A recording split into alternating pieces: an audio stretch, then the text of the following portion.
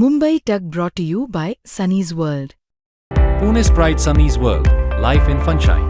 Resort weddings, events, restaurants, adventure wellness. Sunny's World, perfect destination for every occasion.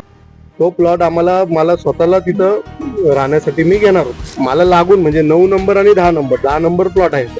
तर तो आम्हाला घ्यायची इच्छा आम्ही आदरणीय दादांकडेच व्यक्त केली.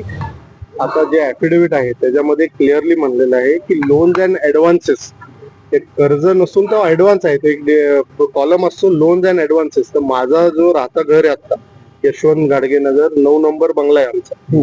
10 नंबर जो बंगला आहे 10 नंबर प्लॉट हा माननीय जय अजित पवार या नावाने तो बंगला आहे. तो प्लॉट मला स्वतःला तिथं राहण्यासाठी मी घेणार होतो. आणि तसंच आमचं आदरणीय मागच्या वर्षी झालं तर काही ह्या निवडणुकीशी त्याचा काही संबंध नाहीये. तर मागच्या वर्षी तो व्यवहार झालेला आहे आणि त्या बंगले मला लागून म्हणजे 9 नंबर आणि 10 नंबर प्लॉट आहे. तर तो आम्हाला घ्यायची इच्छा आम्ही आदरणीय दादांकडेच व्यक्त केली.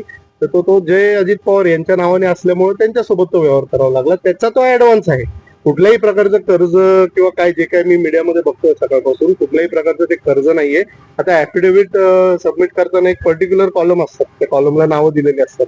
त्याच्यामध्ये लोन्स अँड ऍडव्हान्सेस असं ते तुम्ही ऍफिडेव्हिट आजही बघितलं त्यात तुम्हाला दिसेल. तर ते लोन नसून ते ऍडव्हान्स आहेत या 10 नंबर बंगल्यासाठी. महायुतीची मतं कुठेही डिवाइड होणार नाहीत. 1% मत इकडचं तिकडं कुठे जाणार नाही.